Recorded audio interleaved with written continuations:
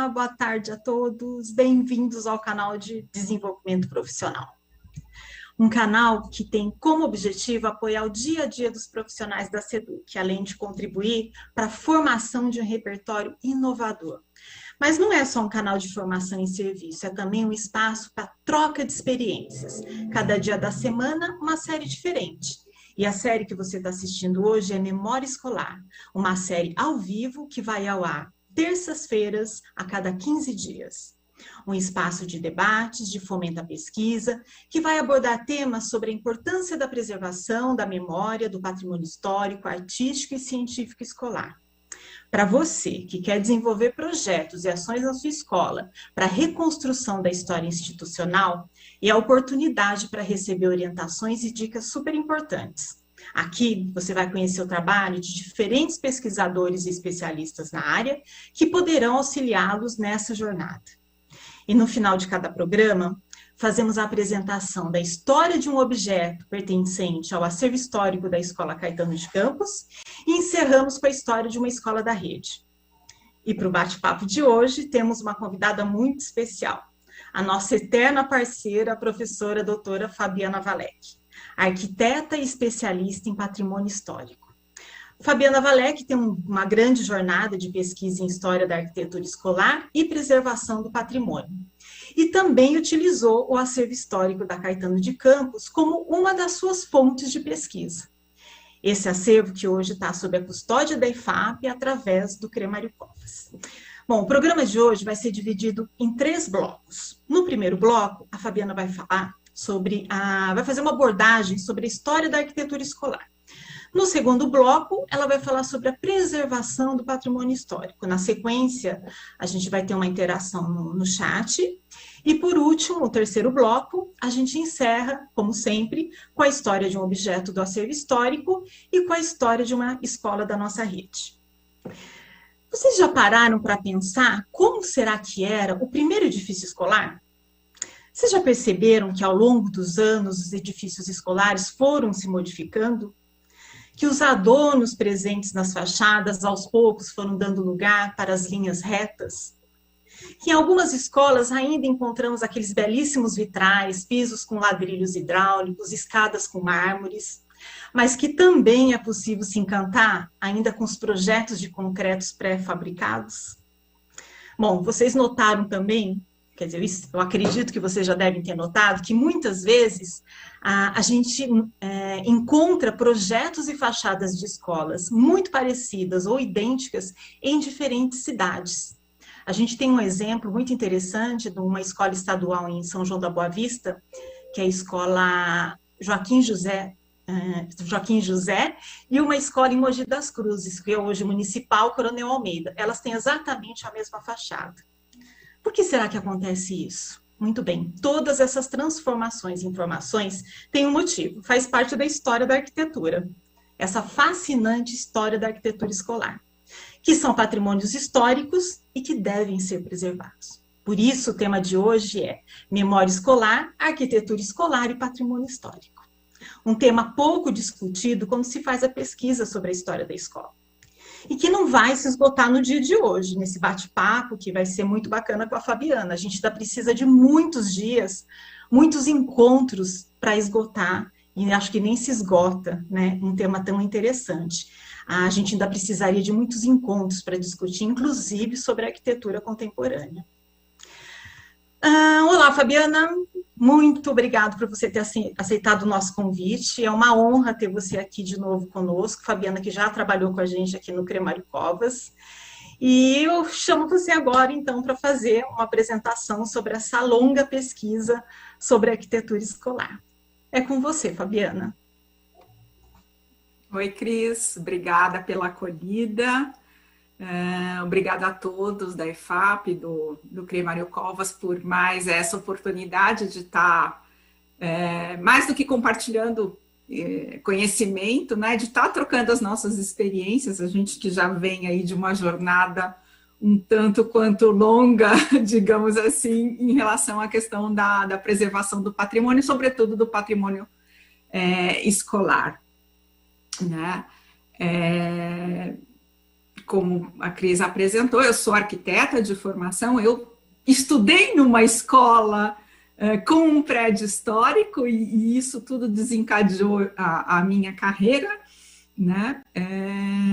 E então a gente está aqui, né, para nessa primeira parte deste programa, para conversar um pouquinho, né, sobre essas questões que a Cristina já colocou, da evolução da arquitetura escolar ao longo dos anos, né, ao longo dos séculos, a gente pode dizer assim, né, até o que a gente tem hoje, e qual a importância, né, dessa arquitetura escolar, não ela isoladamente, eu já quero frisar desde aqui do começo, né, não é a arquitetura em si, mas é todos os componentes, né, todo o conjunto que configura o patrimônio escolar, né, e isso vai muito além, né, da arquitetura. Claro, a arquitetura é um item, né, é o cartão de visita, né, o prédio escolar é aquele elemento da paisagem, né, que representa a escola, né, mas a gente vai muito além da questão só do edifício, tá?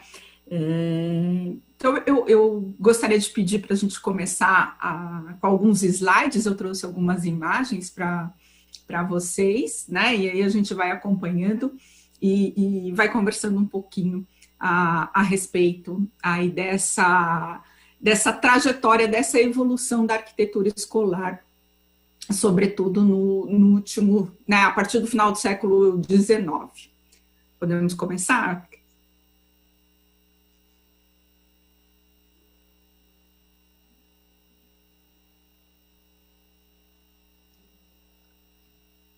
A gente já está com o PowerPoint, desculpa, não?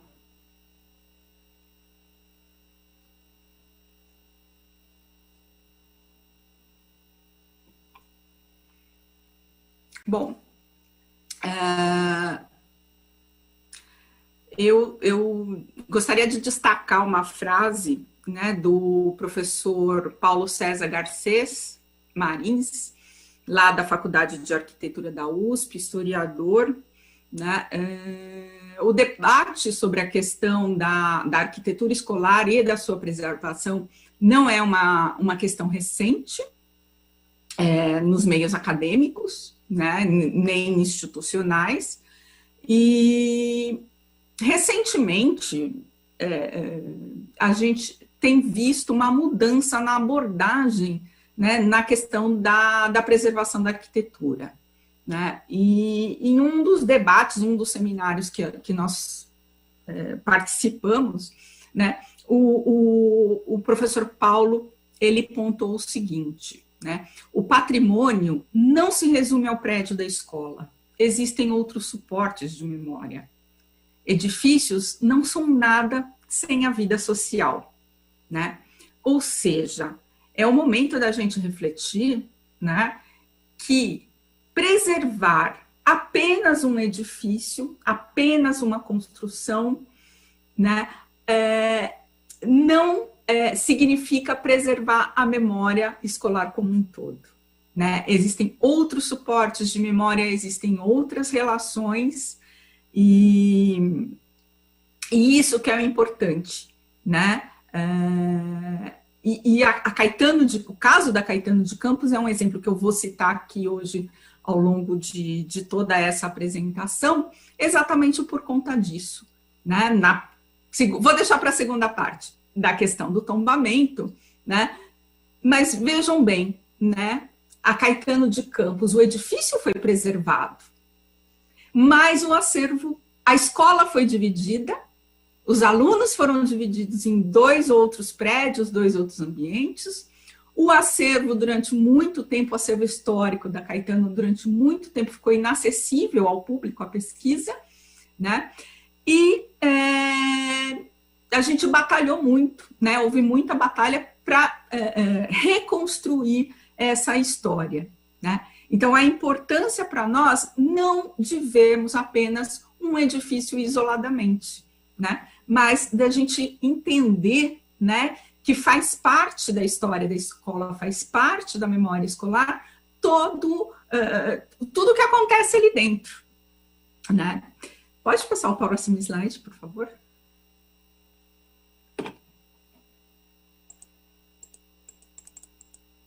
Então, olha só, né? A gente tem aqui, né, uma das imagens clássicas da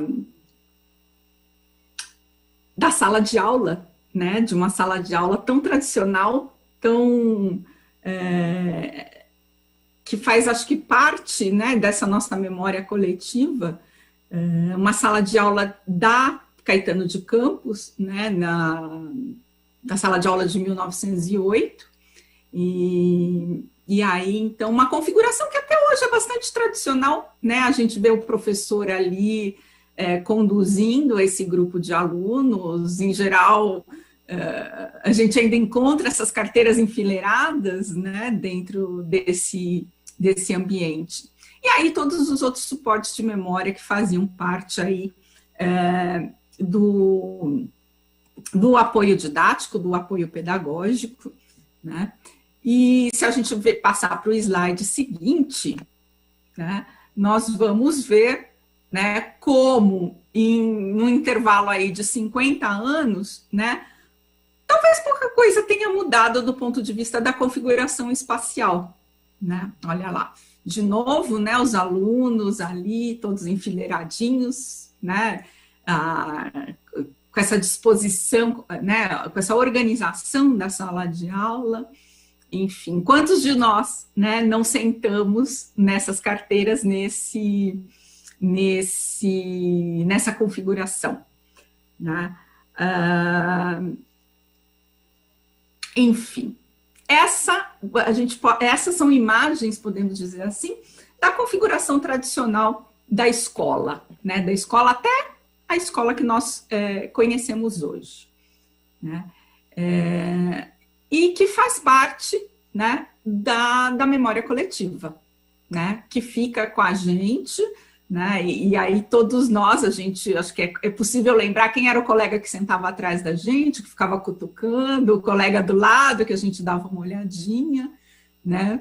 Ou aquela coisa do primeiro dia de aula, quem vai sentar na frente, quem vai sentar atrás, enfim. Eu tenho muitas lembranças, né, desse ambiente escolar, né? Mas, enfim, vamos pensar, né, de onde veio essa ideia de escola, né? Então, por favor, o próximo slide, né?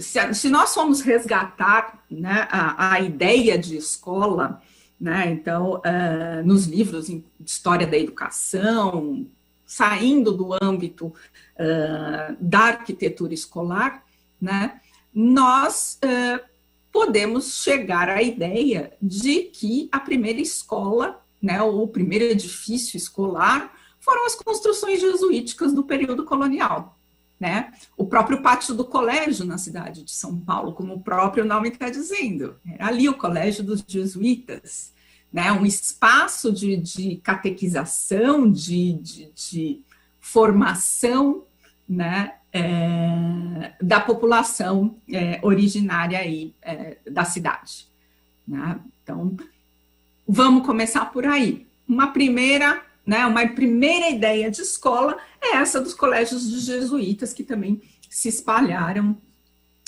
em outras cidades, em outros estados, né?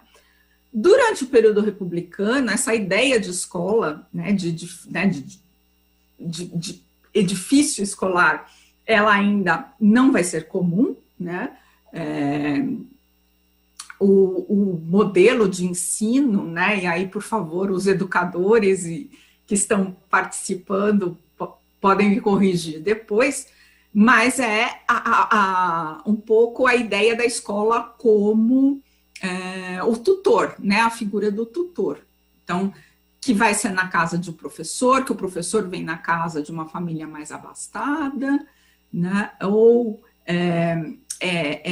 aquele grupo que vai frequentar um espaço cedido, seja por uma igreja, seja por um particular, né? E no caso específico aqui do estado de São Paulo, né? Essa ideia de projetar escolas, construir escolas destinadas a esse fim, vem no final do século XIX, né? De novo, a Caetano de Campos, né, é sempre apontada como um dos primeiros exemplos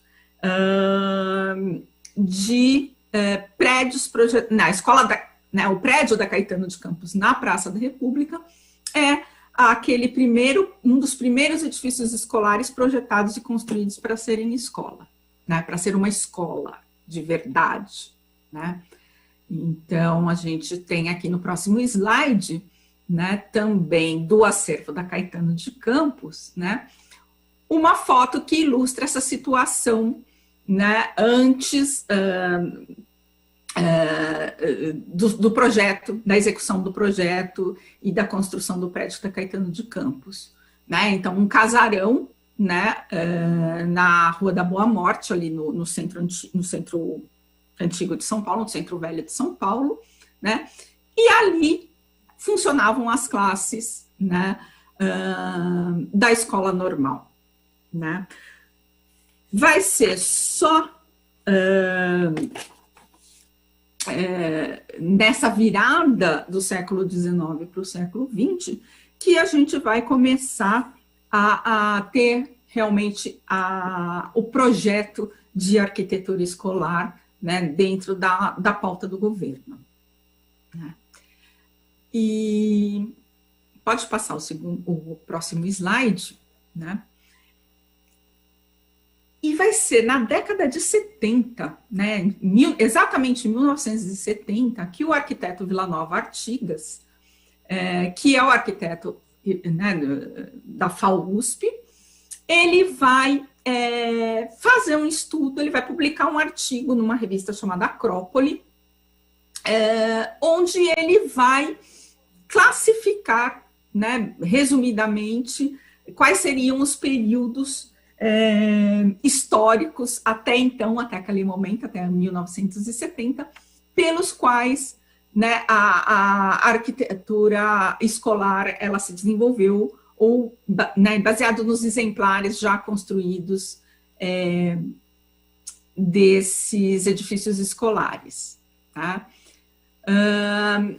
Esse artigo ele fica lá um pouco perdido, né? E mais de 15 anos depois, em 1986, o professor Hugo Segawa, também lá da FAUSP, ele vai resgatar, né, esse artigo do Artigas e vai acrescentar algumas informações. Esse período também ele vai coincidir já com os estudos feitos, né, pelo que hoje é a FDE, pela Secretaria da Educação, pelo CONDEFAT, para o subsídio ao tombamento de prédios escolares, né? Isso a gente retoma na segunda parte do nosso trabalho, né? Então, entre o Artigas, Hugo Segawa e algumas atualizações que eu faço até os dias de hoje, né? No próximo slide, a gente tem uma síntese, né, do que é o panorama da arquitetura escolar aqui no estado de São Paulo, né, a partir de 1890, né? Esse primeiro período, final do século XIX até meados da década de 20, dos anos 20, são as construções conhecidas como as escolas da Primeira República, né? As construções da Primeira República, né? Eu divido aí em dois grandes grupos, que são as escolas normais e os grupos escolares, né? São aquelas construções, né, com uma característica eclética, então, como a Cristina introduziu bem, né, no início dessa apresentação, né, são aqueles prédios, né, com escadarias de mármore, com fachadas ornamentadas, com vitrais, né, prédios imponentes, como são os prédios das escolas normais, das primeiras escolas normais, né? Na década de 30, a gente tem poucos exemplares projetados e construídos, né? Já é uma transição para uma arquitetura moderna, né? Então, é uma característica interessante desse período, que são prédios de linhas mais simples, né? Quer dizer, a perda de ornamento, a perda do vitral, deixar de usar o mármore não significa empobrecer o projeto, né? Que o edifício escolar desse período ele tenha menos valor do que o do período anterior, né? Aqui ele tem novos preceitos, né? Então, aqui, por exemplo, na década de 30, é criada uma comissão de prédios escolares, né? Uma equipe de arquitetos, educadores, higienistas, que vão formular o que seria a nova escola, né? Uma escola que não é baseada, por exemplo, simplesmente no ambiente da sala de aula, né? Uma escola que vai prever um gabinete dentário, a sala de ginástica, um teatro, biblioteca, enfim, né? A gente vai ver aumentar aí o programa arquitetônico dessas escolas, né? Depois, a gente vai ter um outro período marcante na década de 50, que aí sim a gente pode, né, caracterizar como arquitetura moderna, né, o convênio escolar que foi feito com a prefeitura, né, então edifícios realmente projetados por nomes de peso da arquitetura paulista, né, que trazem essa concepção moderna para os projetos, seja aqueles dos anos 50, assim como dos anos 60, né? A partir da década de 70, né, e aí durante a década de 80 até os dias de hoje, a gente tem a questão da expansão da rede física, né? Então, se a gente pensar do final lá do século XIX até a década de 60, a gente tem uma demanda reprimida de acesso à escola, né? Temos prédios importantes, temos prédios muito interessantes do ponto de vista arquitetônico, mas a gente ainda não atende a demanda, né, de acesso à rede pública. E isso vai acontecer quando? A partir da década de 70 e 80, com o uso de projetos padrão, né, de componentes padronizados, daí onde a gente vai ver, né, essa repetição, vamos dizer assim, né, das características dos edifícios escolares, né?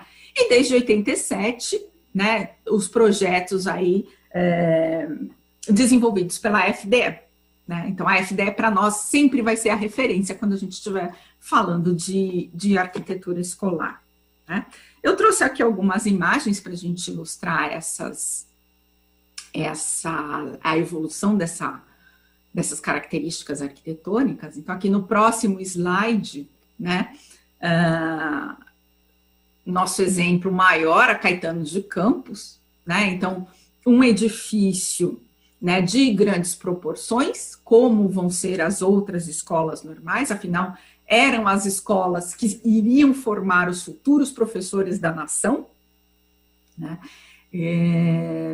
e aí a gente vê, né, elementos da arquitetura eclética nesses edifícios, então o frontão, os ornamentos de fachada, as colunas, enfim, todo um ar um tanto quanto europeu, né, nesses edifícios, né? A Caetano de Campos aqui, para quem conhece, aqui também uma foto logo após a construção, né? Se eu não me engano é o ano de 1895 onde ela tem apenas 2 andares, então quem conhece a Caetano de Campos hoje lá na Praça da República tem um acréscimo de um 3º pavimento aí, né? Que segundo os historiadores, segundo as pesquisas, é o que dá origem à Faculdade de Educação da Universidade de São Paulo, né?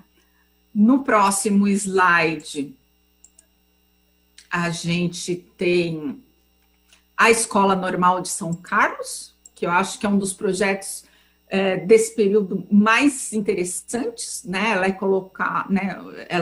é colocada em ângulo, né? A fachada principal ela está no ângulo, né? Desse cruzamento, desse encontro dessas ruas em São Carlos. Uma solução de implantação de terreno muito rica e muito diversa para o período, né? No slide seguinte, a gente tem a escola de Pirassununga, o conjunto das escolas normais de Pirassununga. Então, se a gente observar até agora, né, o que chama atenção? Primeiro, a monumentalidade desses prédios, né? Lembrando mais uma vez que a gente está falando da arquitetura dos grupos escolares, das escolas normais. Os grupos escolares vão ter uma escala menor, uma proporção menor, um nível de ornamentação menor, né? Não menos importante. Então, a gente tem muito, olhando essas imagens, a simetria, né, é um registro. Se a gente passar uma linha, né, ali no eixo desses edifícios, a gente vai ver um rebatimento claro, né, um espelhamento da solução de projeto, né? Isso acontece, seja porque um modelo arquitetônico, uma tendência arquitetônica, seja porque a gente ainda está, né, porque a gente está nesse momento atendendo aquela ideia da ala masculina e da ala feminina que não se encontram, né, na entrada, na saída, no intervalo, né? Existem relatos, né, dos caetanistas, dos ex-caetanistas, dizendo que, né, cada um entrava pelo lado, quem ainda era da seção masculina e da seção feminina, né? Isso, essa solução de projeto, ela vai acabar contemplando essa situação, né? E os grupos escolares, no slide seguinte, a gente ainda tem aqui um dos prédios da escola normal de Itapetininga, então, de novo, aqui a ideia, né, da simetria absoluta desses projetos, né? E a última imagem desse bloco no projeto seguinte, da escola Romão Brigari, né? Olha só, um frontão triangular, umas colunas de inspiração greco-romana. Então, todas essas referências, né, que compõem, né, que vão configurar a arquitetura do ecletismo, né? Os grupos escolares, eles vão apresentar essas características também em proporções menores, né? Então, um exemplo que a Cris deu do Joaquim José, né, e da Escola de Mogi das Cruzes, de projetos semelhantes, né? O programa arquitetônico dos grupos escolares desse período, ou seja, né, quais são os ambientes que constituem a escola nesse período? Basicamente, as salas de aula, né? Então, a solução arquitetônica, a planta desses edifícios, é uma planta muito simples, muito comum, né? E que acaba, sim, sendo reproduzida, né, em bairros diferentes, cidades diferentes, né? Quase, podemos dizer assim, como um projeto padrão de arquitetura escolar, né? E com algumas alterações de fachadas, né? Então, assim, você pega a planta, pegamos a planta de uma escola, de um grupo escolar, né? E na cidade a gente vai vamos criar fachadas diferentes, né? Até tem um artigo interessante que é publicado, né, uma crítica chamada Escolas de Fachadas, que é exatamente isso, né? Essa espécie de maquiagem, né, da fachada das escolas, dos grupos escolares, né?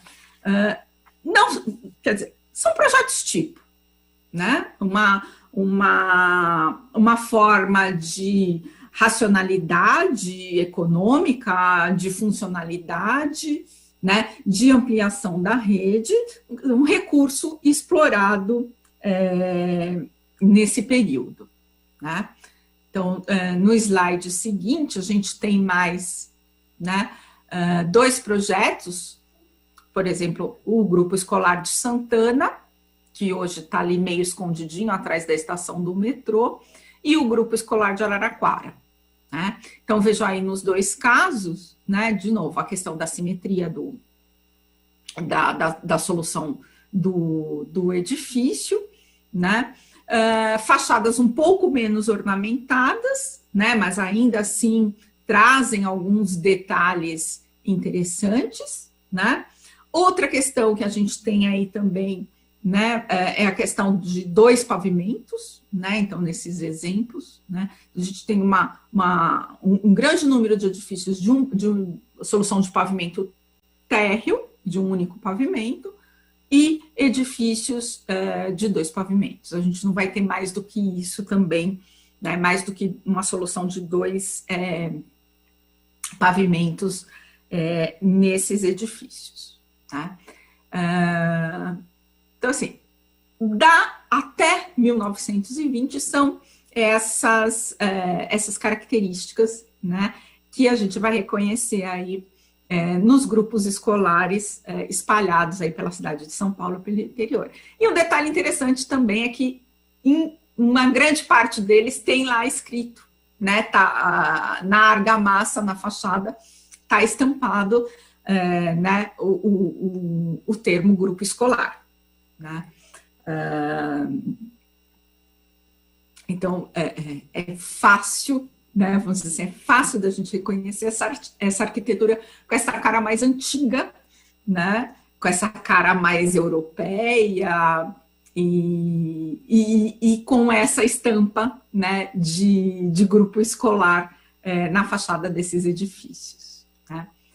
No slide seguinte, a gente tem um exemplo de como a arquitetura na década de 30, dos anos 30, né, ela já vai passar, né, para uma linguagem mais moderna, né.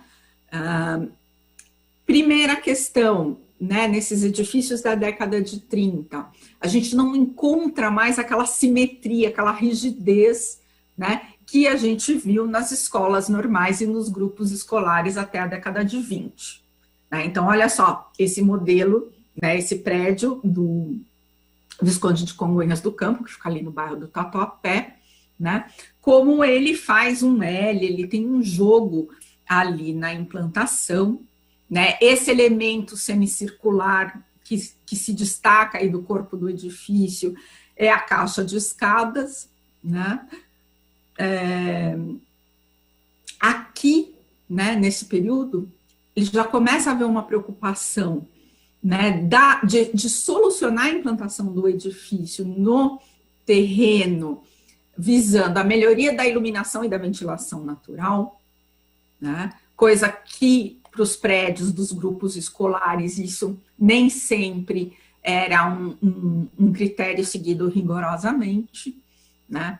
Aqui também a gente já tem uma limpeza visual, né? Então, a adoção, por exemplo, de caixilhos em ferro, né? De elementos mais leves, pré-fabricados, que vão entrar nesses edifícios, né? Indo um pouco pelos preceitos da arquitetura moderna, né? E são edifícios que já contemplam, como eu disse no programa, outros ambientes, né? Então, é onde a gente começa a ter os gabinetes dentários, isso eu não estou falando, né? O Congonhas do Campo não é uma escola normal, né, de formação de professores, é um grupo escolar. Então, eles vão passar até essa limpeza, né, desses ornamentos, mas, como eu disse, não é um empobrecimento de projeto. O fato de você não ter elementos ornamentais decorativos não significa que são projetos que perdem o seu valor arquitetônico, né? Muito pelo contrário, a partir daí é que a gente vai, de fato, encontrando, né, em alguns edifícios escolares dos anos 50, dos anos 60, né, a marca de arquitetos modernistas, né? Então, nos anos 50, né, aqui a gente tem efetivamente, né, a implantação, né, de projetos de grandes escolas, né? Então aqui a gente vai ter, por exemplo, o Estadual da Penha, né? Nos anos 60 o grupo escolar de Itanhaém, né? E existe aqui uma questão já, né, de assimilação desses conceitos da arquitetura moderna. Para quê? Para viabilizar, né, agilizar a construção de novos prédios escolares para atender a demanda, né? O que é interessante aqui nesses períodos também, né, seja na década de 50, seja na década de 60, é a interação entre arquitetos e pedagogos, educadores, né? Então, por exemplo, aqui a gente tem uma participação do Anísio Teixeira, né, das ideias do Anísio Teixeira na concepção do que é a arquitetura escolar, né? Então, aqui, por exemplo, a introdução, né, dos espaços de recreação dentro da escola, né, que vai nos anos 60, no próximo slide, né, que vai se discutir, por exemplo, tem uma referência muito interessante desse período, para quem estiver interessado em se aprofundar na questão do desenvolvimento da arquitetura escolar, que é uma publicação do Eduardo Corona e do Hélio Duarte, que é o conceito de escolas classe e escolas parque, né? É quase a ideia do que a gente teve algum tempo atrás da escola de período integral, onde uma parte do tempo o aluno vai passar nessa escola classe, ou seja, ter aquele ambiente, né, da sala de aula e dos ambientes de apoio durante um período, e a escola parque, que são esses espaços de recreação e de atividade física, né? Então, as quadras, as escolas que passam a ter os anfiteatros, os teatros, nesse período, né? E cada vez mais, né, a racionalização desses projetos e dessa construção, né? Para quê? Para que a gente, né, para que o governo do estado atenda a demanda, né? E finalizando, né, a década de 70, que já é uma década longínqua, quase cinquentenária, mas os anos 70 e os anos 80, onde a gente vai se reconhecer, né, nessa arquitetura escolar, né? Na grande parte dos edifícios que foram construídos, né? Acho que a quantidade, eu não tenho os números exatos, mas seguramente a grande parte da rede que a gente tem hoje, né, ela é construída a partir desta década, né?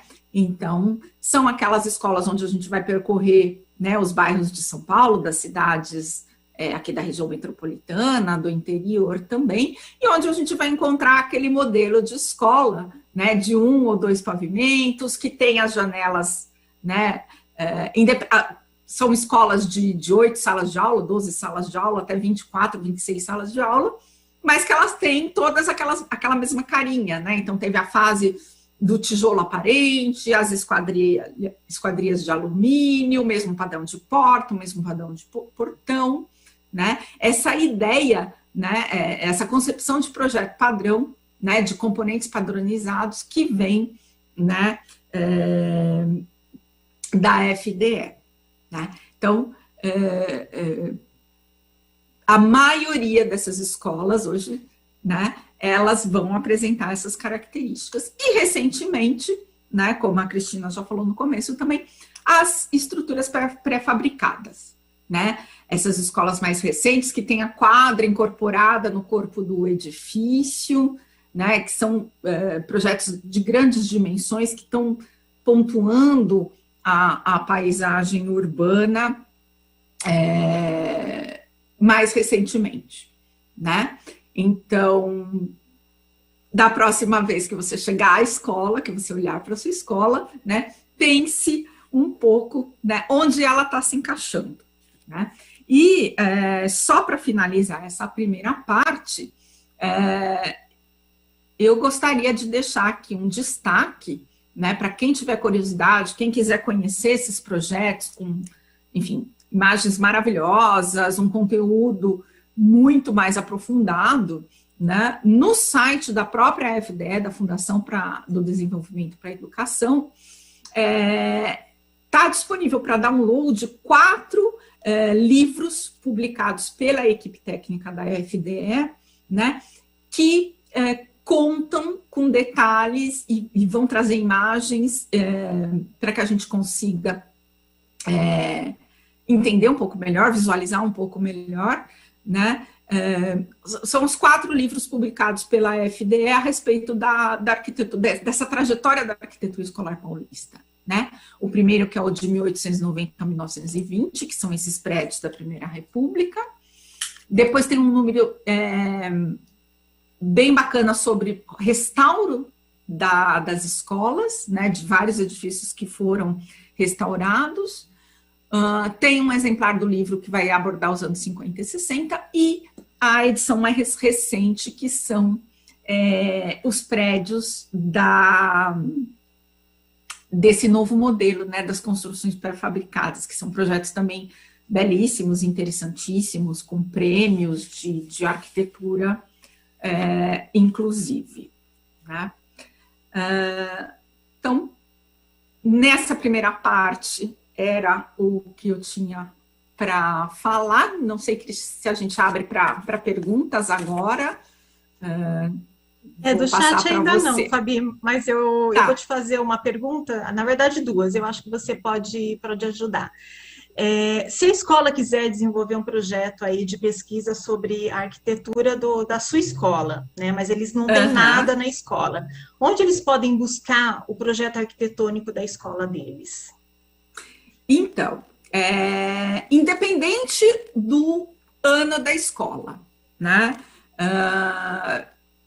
sejam as escolas mais antigas, sejam as escolas mais recentes, todas elas merecem já ter esse cuidado, né, de começar. Eu acho que a gente está aqui muito para reforçar essa ideia de que não é porque a sua escola é nova que ela não tem história, né, ou que ela não mereça um projeto de memória. Então, independente da localização nessa linha do tempo, a FDE, institucionalmente, o acervo da FDE, né? Então, essas publicações, o acervo técnico da FDE, né? E da CPOS, que é a Companhia Paulista de Obras e Serviços, que também durante um período aí foi responsável pelas construções escolares, né? Então, institucionalmente, direto para a FDE, para a CPOS. No âmbito acadêmico, né, o Banco Digital de Teses da Universidade de São Paulo, né? Acho que ali já, eu diria que já são cerca de 30 anos de trabalhos acadêmicos que foram desenvolvidos, né, na Faculdade de Arquitetura e Urbanismo da USP sobre a questão da arquitetura escolar, né? Então, as características da arquitetura escolar. E nas faculdades de educação também, né? Seja a Faculdade de Educação da USP, seja a Faculdade de Educação da Unicamp, né? Elas também desenvolveram projetos de memória escolar e fizeram algumas pesquisas no âmbito da história da arquitetura e dos espaços, né? Porque também tem abordagens diferentes, né? Existem pessoas que vão né, estudos que vão se deter sobre as características arquitetônicas, ou sobre as técnicas construtivas, ou sobre uma abordagem interessante, a apropriação desse espaço escolar, né, pelos alunos, as mudanças, né, pós-projeto, pós-ocupação, enfim, existem várias linhas já de pesquisa a respeito desses prédios escolares, né? Acho que é um bom começo, já tem bastante material. Ai, tá ótimo, Fabi, obrigada. Tem muita gente aqui interagindo no chat, tem professores elogiando, agradecendo, tem uma professora professor da escola Maria Helena de Jacareí, Escola Olímpia Falsi de Biúna, Escola Caixa Maria de Franco da Rocha, Silvia Mafra de Mogi, Gabriel Ortiz de São Paulo. Quem mais aqui?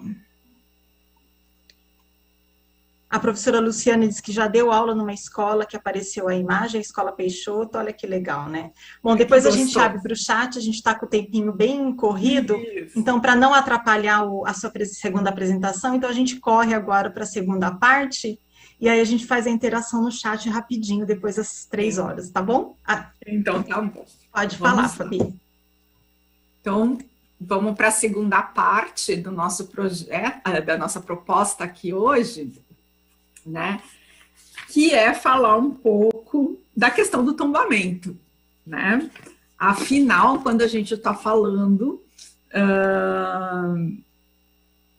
de edifícios, de patrimônio, né, histórico, de arquitetura escolar e patrimônio histórico, não tem como a gente não deixar de falar da questão do tombamento, né, desses prédios escolares, né? O que é um tombamento, né? O tombamento ali é um instrumento de salvaguarda e preservação da arquitetura, né? No nosso caso aqui, da arquitetura escolar.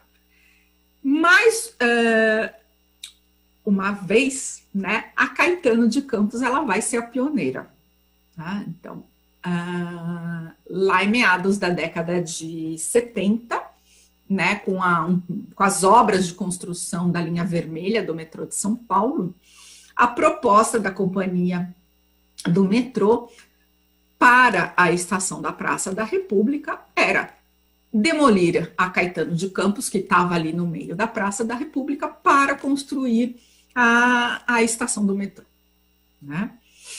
E aí isso causou um grande alvoroço, né? Causou uma grande mobilização da comunidade escolar. Esse acho que é o ponto mais interessante do início desse processo de preservação de tombamento dos edifícios escolares, é que a iniciativa parte da comunidade escolar, né? Então, de associação de alunos, de ex-alunos, de professores, do diretor, né? da dona Carolina, da bibliotecária. Então, assim, existe uma comoção, vamos dizer assim, né? Que extrapola aquele olhar técnico, né, dos órgãos de preservação. Então, esse eu acho que de novo, né, o pioneirismo da Caetano de Campos, né? E é movida uma ação popular, né, pelo grupo de ex-alunos, os ex-caetanistas, liderado pelo Modesto Carvalhosa, que é um advogado que depois vai acabar fazendo parte da história, né, dos órgãos de preservação aqui em São Paulo, né?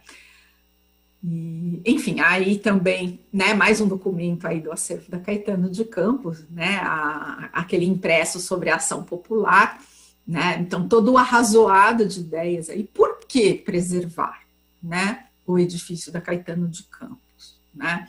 E por que houve um debate tão grande, né? Se nós formos procurar, quer dizer, aí o acervo da Caetano de Campos, ele dá para a gente, né? Ele tem toda uma coletânea de tudo que foi publicado na mídia, nos jornais impressos, né, sobre a questão da preservação, né? Então, por que esse embate, essa proposta que hoje parece absurda de colocar um edifício dessas proporções no chão para fazer uma estação de metrô, um acesso de uma estação de metrô que era subterrânea já desde o início, né? Quando se tinha já tecnologia para fazer esses trabalhos subterrâneos sem alterar, sem comprometer a estrutura do edifício, né? Um parênteses, até então no Brasil, né, só haviam sido tombados edifícios do período colonial, né, da chamada arquitetura de pedra e cal, né? O ecletismo, né, essa arquitetura eclética que a maior parte dos grupos escolares e das escolas normais tem como característica, de certa forma, até aquele momento no Brasil, não era considerada uma arquitetura digna de preservação, né? Então, assim, tudo bem demolir um edifício eclético, né? Precisamos modernizar a cidade, existem outras questões, né? Mas só que, por outro lado, a questão estética, né, a questão puramente arquitetônica, estética, ela começa a perder peso, né, nesse processo. Então, começa os técnicos, né, do CONDEFAT, que é o órgão estadual de preservação, né, no próximo slide eu tenho aqui um recorte, né, da Folha de São Paulo, né, o CONDEFAT inclinado ao tombamento, né, esse senhor que aparece na foto é o professor Nestor Reis Filho, da USP, um dos grandes nomes do estudo da arquitetura paulista, brasileira, e um nome muito importante para nós, quando a gente fala na questão da preservação do patrimônio arquitetônico, né? O CONDEFAT inclinado ao tombamento, né? E aí vem outras justificativas para se tombar, né? Para se preservar o edifício da Caetano de Campos. Primeiro, um marco na paisagem, né? Imaginem a Praça da República sem o edifício da Caetano de Campos, né? Seria um grande vazio, né? Então, a questão da paisagem, né, da inserção do edifício na paisagem urbana. Outra questão que vai constar nos autos do processo de tombamento é que é um bem ligado à história do Brasil, a história de São Paulo, a história da educação, né? Então, vai além da arquitetura, né? E isso começa a imprimir um discurso, né? Um viés diferente nas justificativas para o tombamento, né? E no final, né? O prédio da Caetano de Campos acaba sendo tombado, né? Acho que não teria como não ser. Então, olha aí, no próximo slide, né? O tombamento, né? O documento oficial de tombamento. Essa resolução do dia 2 de junho, tombando o imóvel da Caetano de Campos, né? Com várias atendendo a essas justificativas. E o que acontece?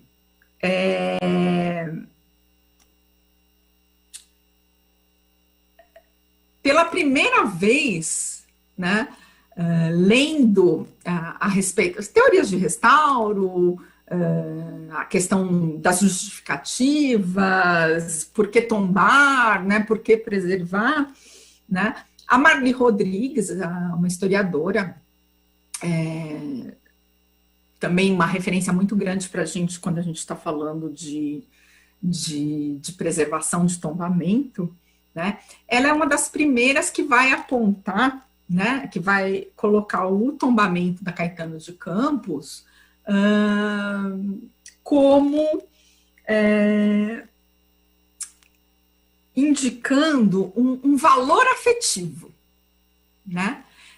É ir além do valor histórico, é ir além do valor arquitetônico, é ir além do valor estético, né? Essa relação que a gente tem afetiva com o edifício escolar, né? Essa memória coletiva que a comunidade escolar ela cria, isso é justificativa para a preservação, né? E é o que eu digo hoje, independente do tombamento, né? Independente se a sua escola ela esteja na lista dos bens tombados, ela tenha valor arquitetônico, né? Mas ela não tem um valor afetivo para essa comunidade, ela não traz uma memória coletiva, né? E isso é importante para a gente preservar, né? Então, assim, está aí na tela, né? Uma resolução de tombamento, né? O que não garante também a preservação, né? Por quê? Porque depois dessa resolução de tombamento, a escola ela é dividida, né? O prédio fica na Praça da República, mas os alunos saem. Os alunos saem para um lado, o acervo sai para o outro, né? É um momento de dissolução da Caetano de Campos, né? Então, é isso que eu estou dizendo, né? Desde lá do começo. Qualquer história, qualquer escola é importante, né? Independente do seu edifício, independente do número de anos que ela tenha, né? Porque o que a gente preserva hoje está indo além, né, dessas características glamourosas de arquitetura, ou de, é uma escola cinquentenária, ou é uma escola centenária. Todas são importantes, né? É que talvez algumas a gente não tenha tanto tempo assim para correr atrás e salvar o acervo, né? Mas as escolas mais recentes precisam também construir e manter o seu acervo, porque senão daqui 100 anos, né, não vai ter palestra sobre preservação do patrimônio escolar, né? Então é isso. Então é por aí que eu queria passar, né? Então tá lá a resolução do tombamento, né? Se a gente passar para o slide seguinte, né? Olha aí, né, Cris, as fotos maravilhosas que a gente tem, né, do acervo da Caetano de Campos. Gente, Caetano de Campos é Caetano de Campos, né? As outras escolas normais também do interior de São Paulo têm acervos muito interessantes, né? Mas eram escolas de referência, né? Mas o que tem aí na sua escola também tem valor, né? Aquela coleção de troféus né, de uma escola que estimula a questão dos esportes, a coleção de fotografias, enfim, né? Quando a gente está falando de preservação, para mim, hoje, quando a gente fala de preservação do patrimônio histórico escolar, é muito além do prédio, né? É muito além da arquitetura. A gente tem os arquivos das escolas, né? O arquivo, aquela, né? Agora acho que nem mais assim, você assina a inscrição, né? Enfim, tô fora da rotina administrativa das escolas, sei que tem muita coisa hoje que é feito online, informatizado, né? Mas enfim, o arquivo da escola está aí, em algum momento, algum documento que está sendo produzido hoje vai ser um documento histórico, né? E como é que a gente vai preservar isso, né? Essas fotos digitais que a gente fica tirando no celular, à torto direito, das festinhas, dos encontros, das atividades, né? Como que a gente preserva isso? E hoje, né, no meio da pandemia, que é tudo digital, como é que a gente vai preservar, né? Então, a gente tem que fazer esse exercício olhando para o futuro, né? Então, assim, olha só, né, o próximo slide também, né, que a gente tem. Né? O álbum fotográfico da Escola Normal de 1895. Né? Ele tem 125 anos.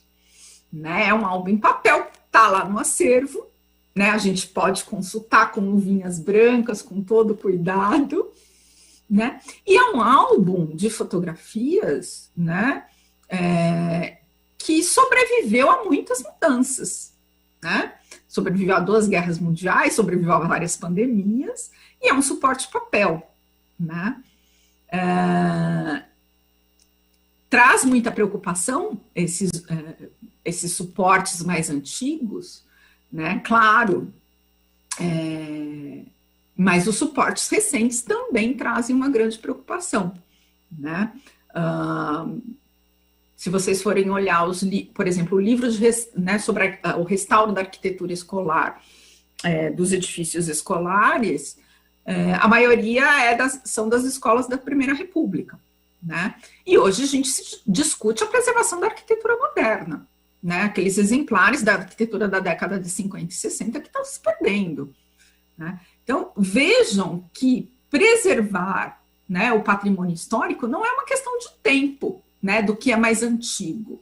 Né? A gente tem que desconstruir um pouco essa ideia do que é mais antigo tem mais valor ou é mais importante. Né? E aí, só para finalizar essa parte, mais um último slide, que são 2 documentos que foram produzidos, né, pelas escolas, das escolas normais, né, da Inspetoria de Ensino, que era do negócio, Secretaria de Estado dos Negócios do Interior, que era que cuidava da questão das escolas, né, que essa capa da esquerda, né, Material de Física, Química e História Natural, né, é uma publicação, né, esse material hoje está no Arquivo do Estado, né, foi recolhido para o acervo permanente do Arquivo do Estado, né, e acho que foi um material já bem utilizado, bem útil, né, Cris, porque é aquela relação dos materiais dos laboratórios de física, química e história natural, né? Então, assim, qual era o kit que a escola deveria ter, com o nome dos equipamentos, enfim.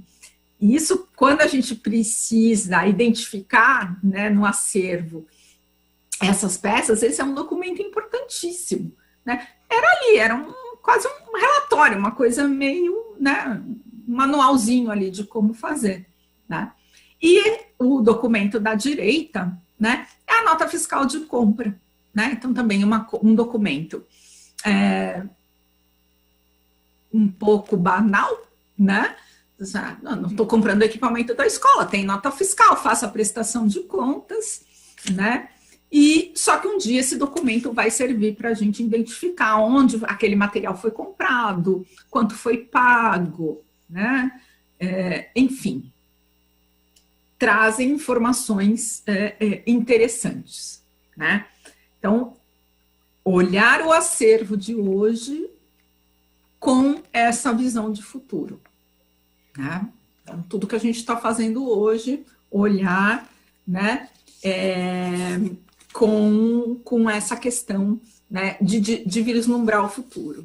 Senão, as nossas escolas de hoje, né, a gente vai ter, espero que por muito tempo, preservado o álbum da Caetano de Campos, né, em papel, mas eu não sei o que vai ser dos registros, né, das atividades das escolas dos últimos 5 anos, quando a gente entrou de vez nesse universo digital, né?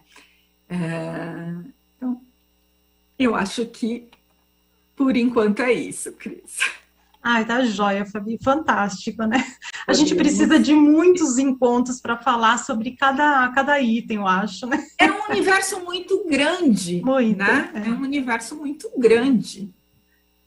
Mas é muito bacana porque é interessante porque as escolas, quem está assistindo, seja professor, funcionário, gestor, já, quem sabe a gente não coloca uma sementinha aí e eles sintam o desejo de começar um trabalho bem bacana, né? Fabi, você falou uma... Desculpa, fala. Não, eu acho assim, eu sempre trabalhei em todos esses anos, assim, muito com a confiança de que tem muita gente que está fazendo, né? Mas muitas vezes não chega para quem está nos órgãos centrais, né, Cris? Então deve ter muita experiência boa, gostosa aí, bonita, né? Que deu certo e que, enfim, às vezes a gente não consegue chegar lá na ponta para conhecer, né? Tem sim, a gente tem no acervo. E tem muita gente com vontade de fazer um trabalho assim. A gente tem um acervo grande lá de trabalhos que já foram realizados pelas escolas e diretorias de ensino. Então, a gente tem trabalhos que foram propostos por diretorias de ensino, não só por uma escola, né? Então, a gente tem um acervo lá muito interessante mesmo. Você falou uma questão super importante de que uma escola recente também tem seu valor e que ela também pode começar a fazer a sua pesquisa e tem o seu valor histórico. E você falou também desses conjuntos documentais, a importância disso, né? Fala um pouquinho sobre essa legislação de proteção desses conjuntos documentais, até para que essas escolas novinhas também já tenham essa responsabilidade, né? E já comecem certo, né? Então, vamos falar assim, do prédio, né, do edifício escolar, da arquitetura escolar, a gente tem um instrumento de tombamento, né?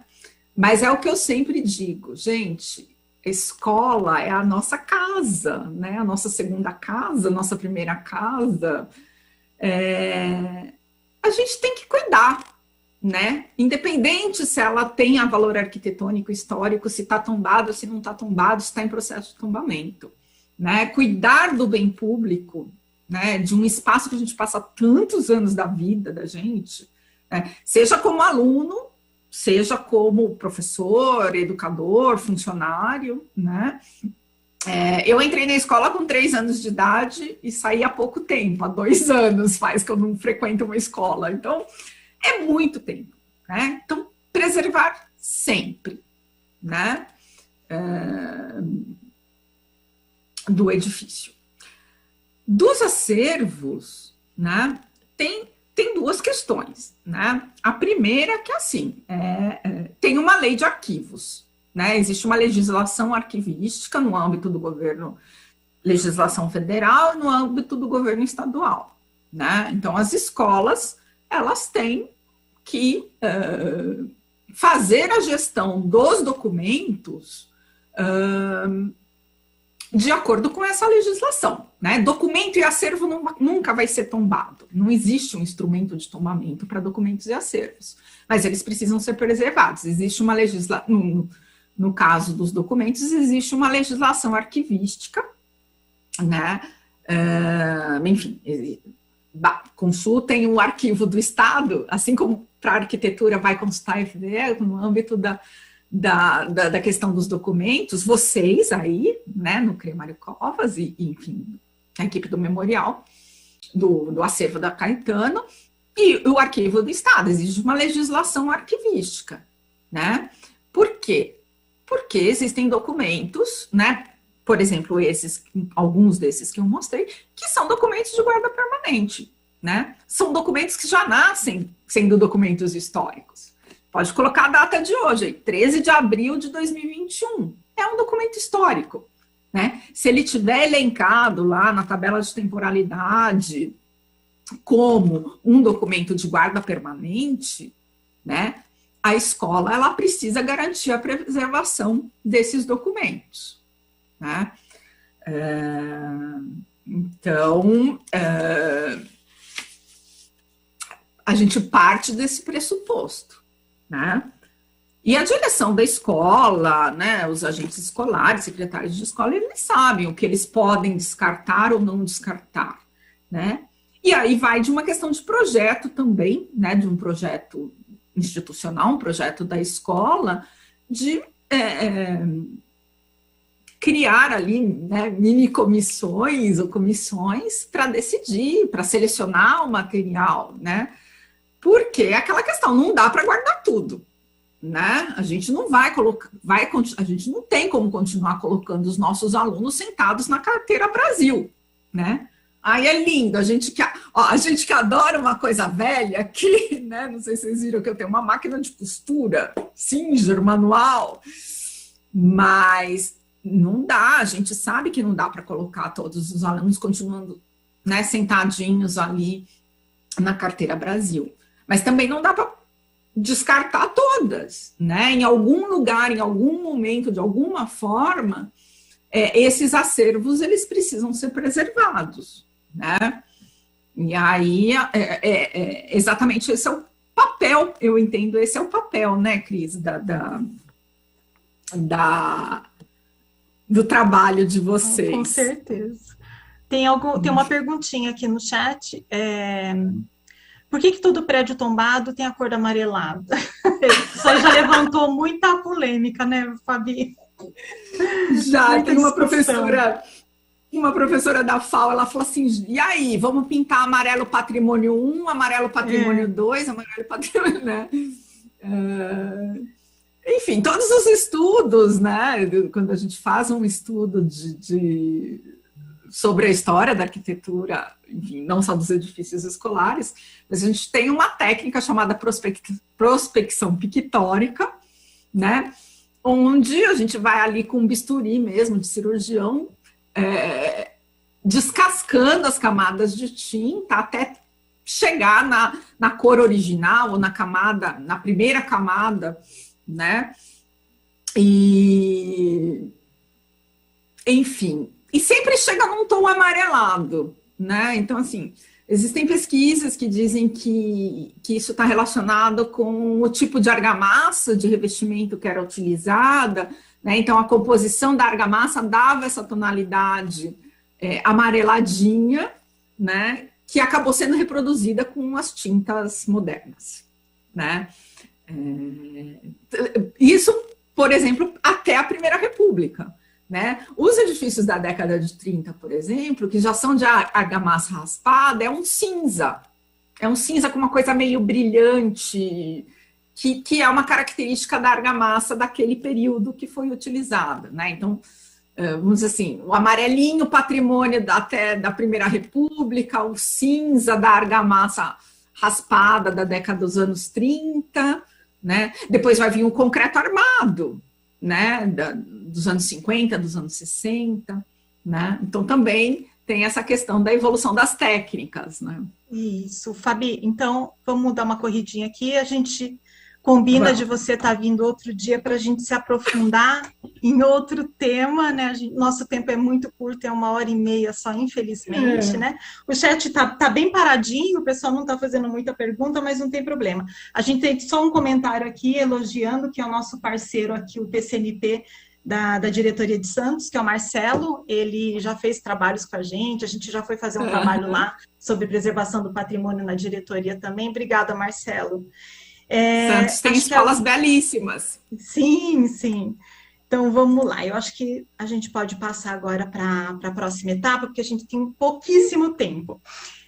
Como todos os encontros, a gente faz no finalzinho a apresentação, né, a contação da história de um objeto do acervo e a história de uma escola. Então, eu vou aproveitar a presença da Fabiana e ela vai falar assim rapidinho sobre um objeto que a gente tem no acervo, que é muito interessante, muito curioso, que é a planta, né, o projeto da própria escola Caetano de Campos. Então, eu vou pedir para a produção colocar o PowerPoint da história do objeto e, na sequência, depois a gente coloca o vídeo da história da escola. Fabi?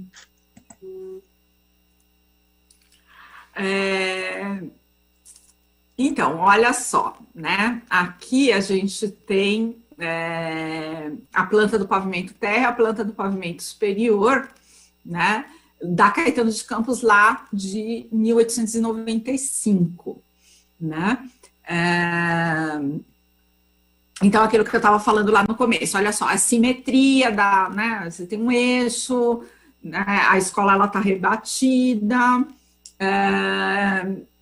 a legenda talvez não seja visível para todos, mas a seção da esquerda é a seção feminina, a seção da direita é a seção masculina, e tem ali, né, a relação da distribuição dos ambientes, né? Então, salas de aula, bibliotecas, laboratórios, né?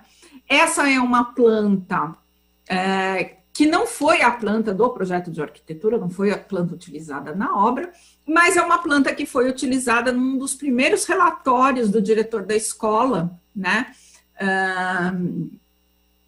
Enfim, um relatório anual das atividades da Caetano de Campos, que foi encaminhado, né, para o que seria hoje a Secretaria de Educação, a diretoria, Departamento de Instrução, Secretaria de Negócios Jurídicos, enfim.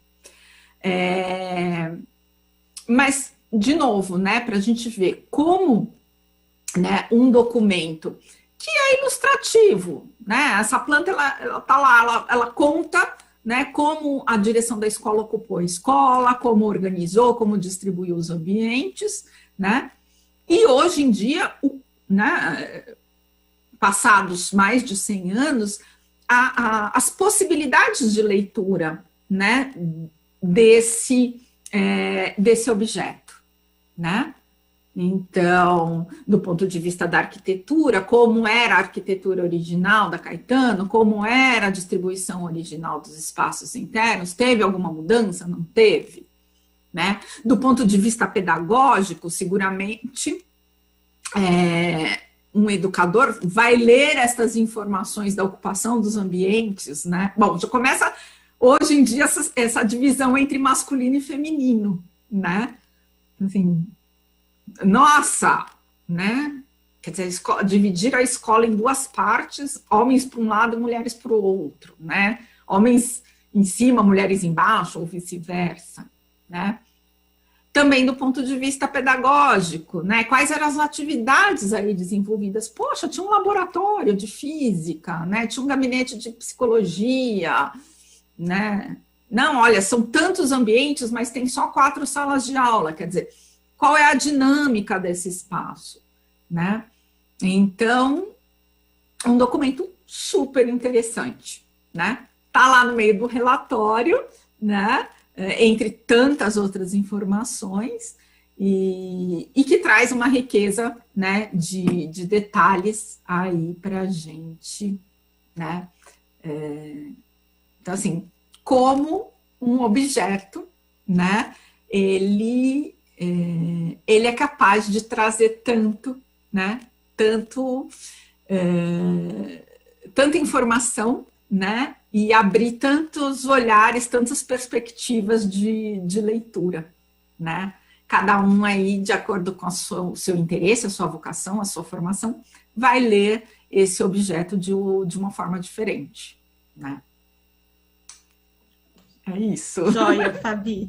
Bom, o programa é ao vivo, eu vou tentar improvisar aqui, porque a gente está com o tempo muito corrido, mas eu não quero perder essa oportunidade de estar aqui com você. Então, a gente vai fazer o seguinte, eu vou dar seguimento aqui, a gente vai encerrando. Isso. É que o vídeo sobre a história da escola é de 6 minutos. É um vídeo gravado, então a gente tem a oportunidade de assistir depois. Quem tiver interesse, a gente coloca o link no chat, não tem problema. A gente vai seguindo e, se for possível, a gente coloca o vídeo no final para encerrar, pode ser? Então, vamos lá. Então, a gente está chegando... Oi? Da minha parte, não tem problema. Então, a gente está chegando no fim do encontro. Eu quero agradecer, Fabiana, a sua presença, tá? Esse tema, como a gente falou, não se esgota no dia de hoje, impossível, né? Como você já falou, não é só a escola antiga que merece pesquisa, a escola nova também. Não é só a arquitetura, né? Todo o conjunto documental que merece ser preservado, que merece ser apresentado para a sociedade, né? Organizado, e que merece ser contada a história, né? A gente espera muito que esse bate-papo de hoje tenha sido um estímulo para que outras escolas, que alunos, professores, porque esse programa aqui não é só para professor, né? É um programa aberto para profissionais da SEDUC. Então, a nossa ideia é que profissionais da secretaria, em conjunto, né, eles se sintam motivados para desenvolver projetos de preservação do patrimônio e memória escolar. Tá? A maioria das pessoas não imagina a riqueza que existe por trás das histórias da arquitetura, dos documentos e objetos que eles encontram na escola, das entrevistas que eles podem, né? Quer dizer, das entrevistas desses arquitetos que projetaram escolas, né? Então, eu acho que vale a pena esse tipo de programa, né, de memória escolar, exatamente para a gente colocar uma sementinha lá na escola, tá bom? E eu quero chamar a Fabiana agora aqui para as considerações finais, tá? Eu acho que para você fechar o programa de hoje, né? E aí a gente encerra aí com mais algumas informações, tá? Então, essa questão, né, quando a gente está lidando com escola, né, a escola é perene, né? A gente sabe que ela está em constante mudança. Né? Então, de novo, vamos voltar lá para o caso da Caetano de Campos. Né? A Caetano de Campos da República, ela acabou num determinado momento. Mas a história dela começou de novo, né, a partir do momento que ela sai da Praça da República, né, e vai lá para a Consolação e para a Aclimação. Né? É uma outra história, né? Que começa a ser construída. Né? Então, quando a gente está falando, né, de preservação do patrimônio escolar, eu entendo que a gente está lidando com uma coisa muito dinâmica. Né? Então, assim, a escola, ela está sempre se transformando. Né? Ela está crescendo, ela está modificando, ela muda os seus alunos, né? Os alunos que chegam, os alunos que vão, os professores, né? As diretrizes de ensino, e que diga, né, do ano passado para cá, todas essas mudanças que vieram, né, de supetão, do ensino à distância, né, desse recurso online, virtual, né? Então, assim, a gente tem que entender essa dinâmica, a gente tem que estar sempre, né, procurando entender essa dinâmica, né? A gente tem que entender e até um certo ponto abrir mão, né? Porque não dá, é o que eu falei, não dá para preservar tudo, né? Porque senão a gente engessa. Né? Então, mesmo um edifício tombado, né, ele pode sofrer alterações. Né? Existem critérios, né, diretrizes lá de projetos de restauro em edifícios tombados, mas eles podem ser alterados. Né? Agora, a gente precisa ter esse olhar atento, né, nas coisas que estão acontecendo hoje. Então, assim, não dá para ficar só apegada no passado, não dá para cuidar só daquilo, né, desse patrimônio mais antigo, né, que afinal de contas ele chegou até os dias de hoje, né, bem ou mal, mas enfim, precisamos ter critérios, né, e precisamos pensar a preservação do patrimônio escolar para o futuro. Então, e não é só a questão do edifício, de novo, né? É a questão de todo o conjunto, né? E uma coisa que a gente nem falou hoje, por exemplo, a memória oral, né? Que é uma questão imaterial. Aqui a gente, né? Eu concentro a fala no patrimônio material. Então é isso, tá? Obrigada, Fabi. Muito obrigada mesmo por você ter disponibilizado o seu tempo aqui para vir hoje conversar um pouquinho com a gente, tá? Eu vou pedir para a produção colocar o slide nosso do CRE, por favor. E aí, para vocês que estão aí assistindo o programa, se vocês quiserem conhecer um pouco mais sobre o acervo histórico da Escola Caetano de Campos, acesse o nosso site, que está aí na tela, e o pessoal lá da equipe, a Paulo e o Diógenes, estão colocando no nosso chat o site do CRE. E lá no site vocês vão encontrar imagens do acervo, links de vídeos de entrevistas de pessoas que passaram pela Caetano de Campos até 1977. Temos também entrevista do arquiteto Júlio Roberto Kaczynski, muito bacana. Um vídeo super legal também sobre a preservação do patrimônio. Na verdade, temos 2 vídeos lá super importantes sobre preservação do patrimônio. Tem um vídeo muito curioso sobre o porão da Caetano de Campos. Vale a pena vocês entrarem lá para ver. E esse vídeo que era para vocês terem assistido hoje, que é da história da Escola São Paulo, também está lá. Não percam, tá, gente? Acessem o nosso site e desculpem, mas eu não podia perder a oportunidade de falar um pouco mais com a Fabiana. Eu tinha muito mais perguntas para fazer para ela, a gente fazer um bate-papo mais longo, mas realmente a gente não tinha muito tempo aqui para falar. Eu quero só ver se tem mais algum comentário aqui do grupo, que eu acho muito legal quando tem interação do chat, né? Olha, o professor Gilberto está dando os parabéns, o trabalho de pesquisa da Fabiana é primoroso, né? Aí fala, professora Cristina, sou professora de matemática na escola sou professora de matemática, na escola onde estudei desde o pré-primário, sinto-me emocionada cada vez que estou na escola. Impressionante a arquitetura, nos remete ao passado, vivenciando o presente, muito obrigada, grata. E é muito legal, né, Fabiana? A gente não teve tempo de falar, mas em outro momento a gente vai falar sobre isso, que dá para fazer um projeto muito bacana sobre maquetes e plantas baixas, né, do projeto arquitetônico da escola, com professores de arte, de geografia, né, de matemática. Então, tem muitas opções aí de trabalho coletivo na escola. O Marcelo Hideck também, uma preocupação em momentos de ensino remoto e ensino híbrido, está na construção dos laços de identidade entre os novos alunos que estão começando e os alunos na escola. Muito legal, gente. Obrigada pela participação de todos vocês, tá bom?